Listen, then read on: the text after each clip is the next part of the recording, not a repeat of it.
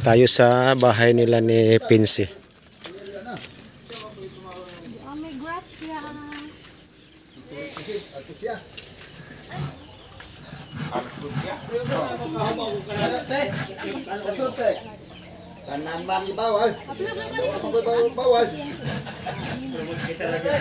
Lola ni Pinsi, guys.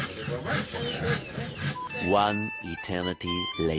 Nilagyan po natin guys ng kurtina ang ilalim sa ating banggira para medyo ano naman hindi po yung nakita yung lagay natin sa ilalim.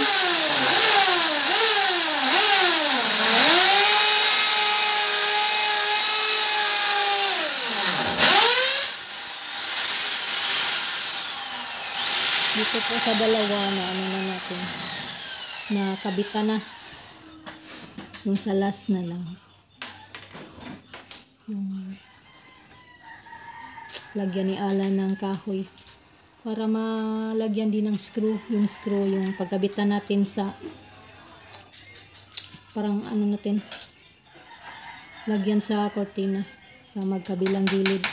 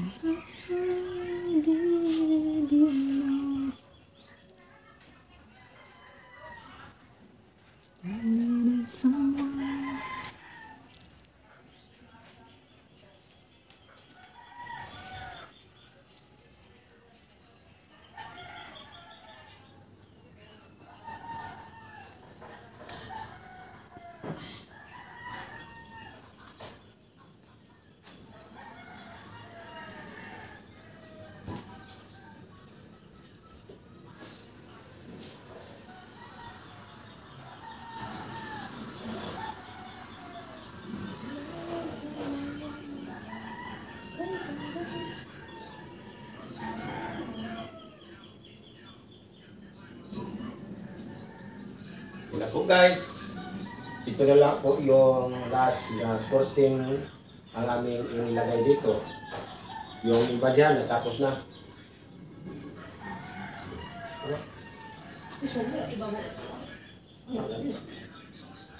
Yun lang, gusto yung kamay.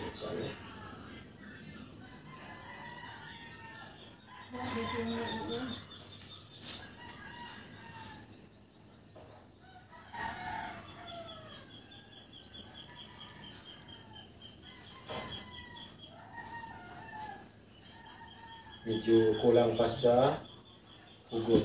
Kailangan pa natin i-adjust yung ating nylon. Sa Tagalog sugot. Hindi alam. Hindi natin alam kung anong sugot. Yung hugot. Ano, samot.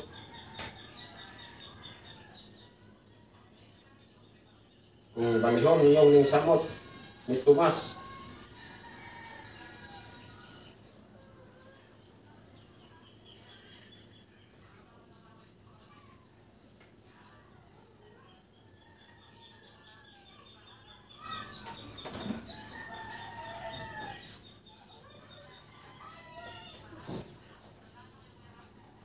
Yan. Ayan. Nahugot. makita guys. Gamitan natin ng salamin na walang kamot.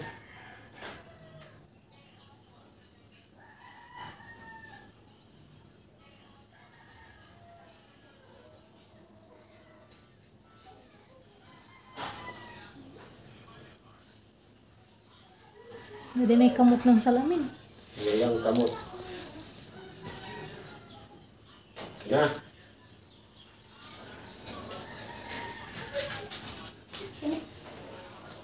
Ay! Magandang tanghali po sa inyong dalawa. Anong atin? Hello. Dito si Yana guys. Hello. Dito sa amin si Yana.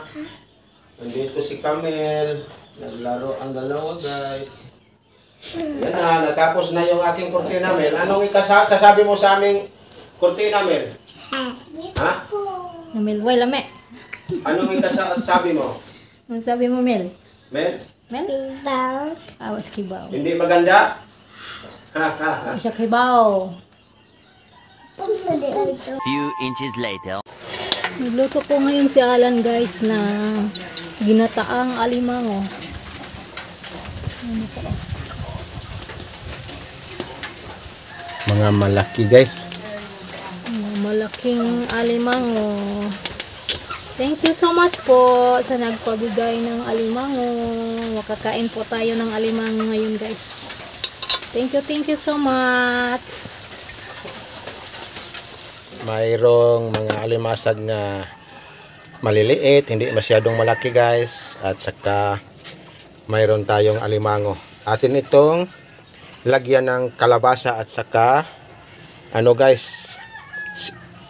Ayan ang ating ihalo nga kalabasa sa ating ginataan nga alimasag at saka alimango.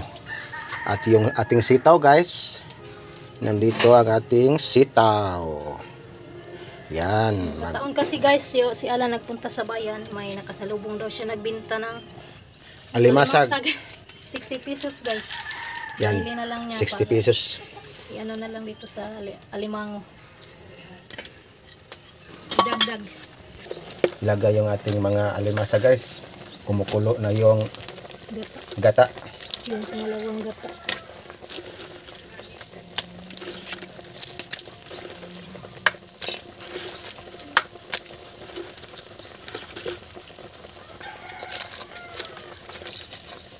Ipababaw na lang rin ko ano lang po.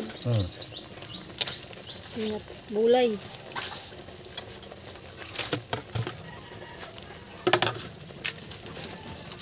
Atin mo lang lagyan ng pangkasarap. Magic sarap. Ano, asin. Wapa. At kunting asin.